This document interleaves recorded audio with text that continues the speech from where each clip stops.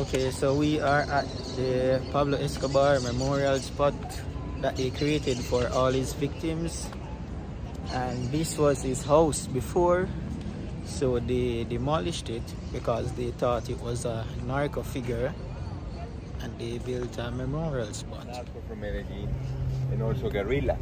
Okay. When Pablo got exposed on the public opinion and expulsed from the politics, the US government canceled Pablo's visa. So he blew up the US embassy in Bogota. Wow. That was the first one, 26th of November of 1984. Barrio Las Lomas, Bogotá, Embajada de los Estados Unidos, 1984, that was the first one. Then we got this, 1985, taken and retaken of the Palace of Justice. It wasn't done by Pablo, it was done by the M19 guerrillas. But Pablo supported them. Pablo gave them money because he wanted to clean up all his background. So they blew up an entire building, basically the background office as well. So in 1986, Pablo was in the radar of every single agency in the world. But in Colombia, he was clean because of this. Monaco's building, it was right here, first car bomb that this one received. Then we got El Colombiano Journal, the newspapers, Hare Krishna religion. Guys, and it's very hard to go into each one. I'm gonna explain you the most important one. Okay. Like this one, for example. Centro de Atención Inmediata. This is immediate attention center. This is from the police, the small police station. Pablo used to pay for every single police kill, starting on $1,000, going up depending on the rank. And then we got this as well, Farmacia Droga La Rebaja. This is a pharmacy chain that used to belong to the Cali's cartel. That's how they laundry the money.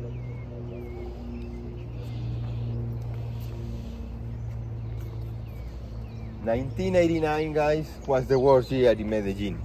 We were a 900,000 people city and we got 7,000 people murdered. Almost 1% of the population just in 1 year. Radio stations, public way, transport companies, more public way, university, disco.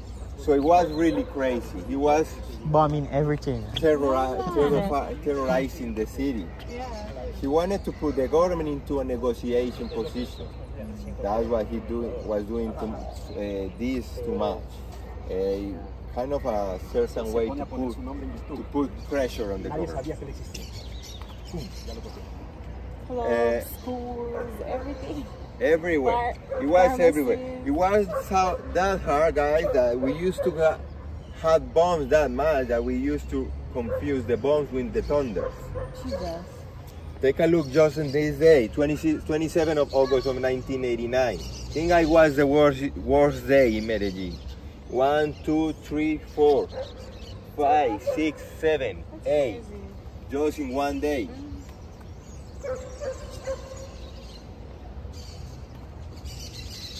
And they were back to back just a couple days.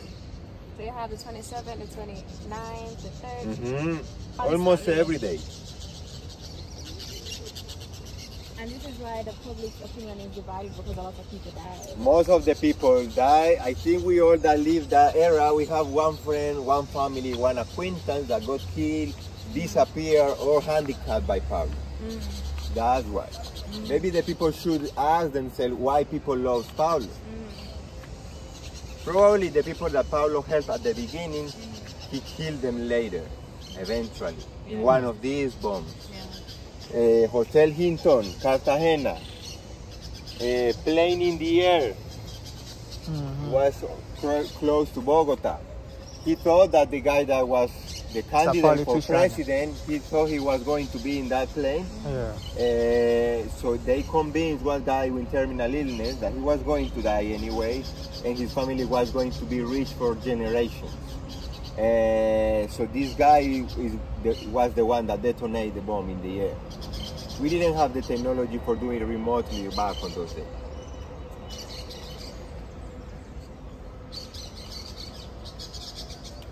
But guys, all of this was also to put the government, as I told you, into a negotiation position. They did it eventually. In 1991, they negotiated in two conditions.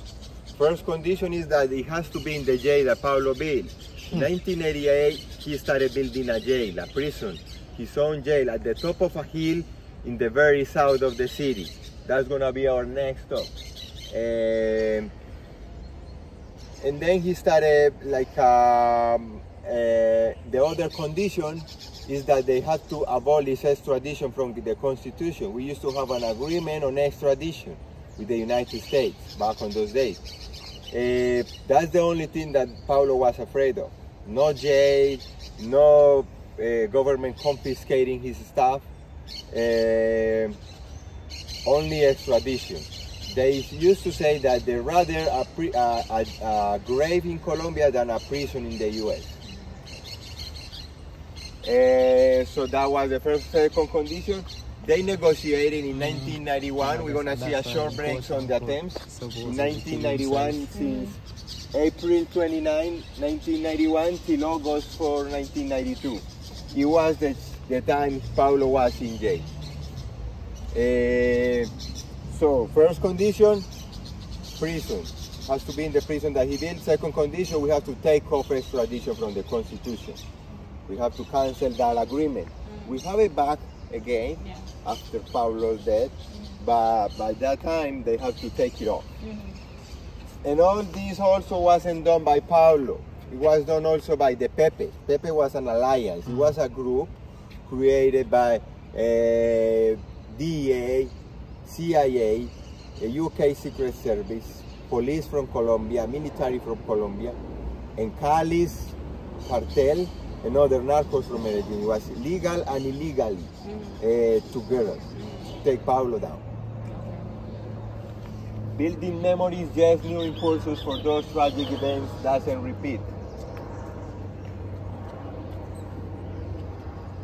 Here we're gonna see the hero's walk. As I told you guys, Pablo started finding people with high enough moral to not accept his money. Okay. Never his braves or anything like that. So these are the people that didn't accept his money. People that Pablo killed. They have some phrases, important phrases that these people said once in their lives, or they wrote it in the newspaper. Take a look.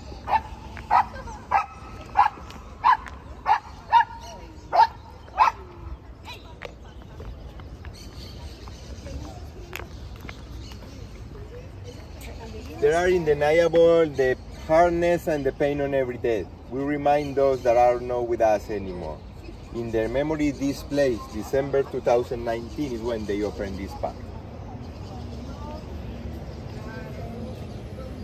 This was General Attorney of the Nation. I make a convocatory on solidarity. There is no solidarity in the country that remains longer than 24 or 48 hours, or a minute of silence when someone gets killed. He was murdered at the age of 48, the 25th of January of 1988. Enrique Lord Murtra, my voice can tremble, but never my moral. Murdered at the age of 52, the 30th of April of 1991.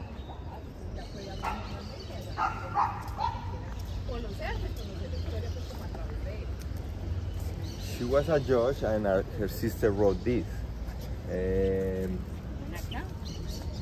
The jury that she made when she received as a lawyer and as a judge, she did it until the end, offering in exchange her life to show that evil cannot triumph over the right. Even in some cases, it looks like it. She was a judge. She was murdered at the age of 38, the 28th of July of 1989. Her sister, Luz Amparo Diaz, wrote this. Rodrigo Lara Bonilla, he was the Minister of Justice.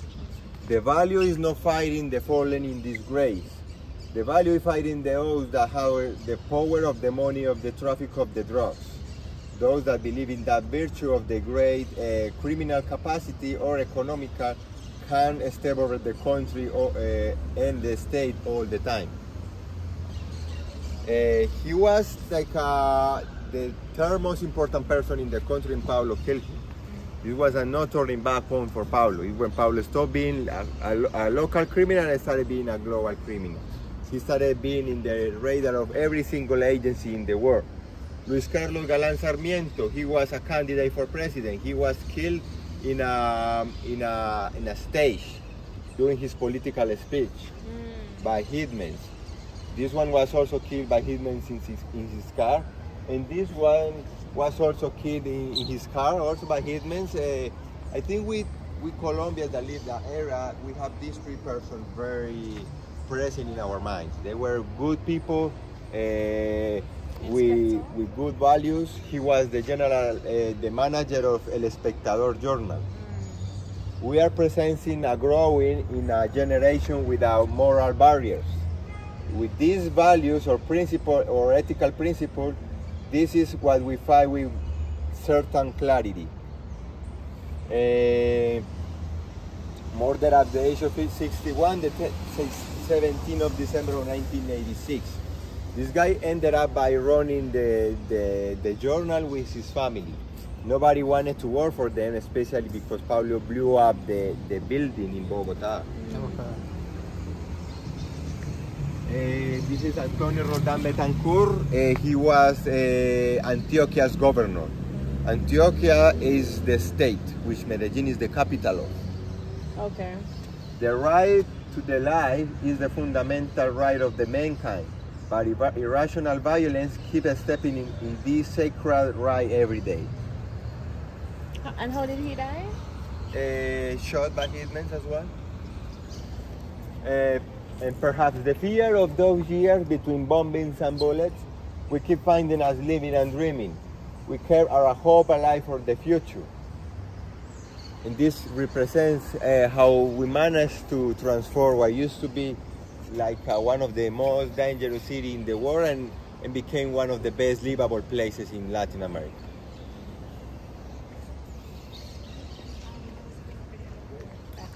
We are introduced where we Okay guys, so what we just did is the Heroes Walk. These are for people that stood up against Pablo and didn't accept his money, so he killed them. Yes. Very little hole, kind of like a symbolizing the hole of a bullet. But every single hole represents a life taken in the conflict. All this wall here. Okay. 47,612. Okay. 10 years of conflict. So all these bullets represent a life taken by Pablo. 47,000 people in 10 years.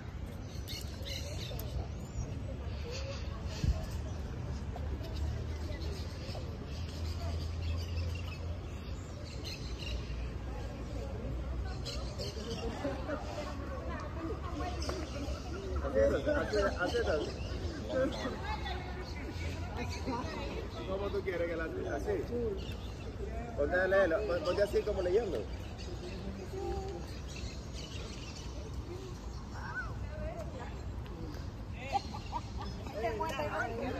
Madra McQueen.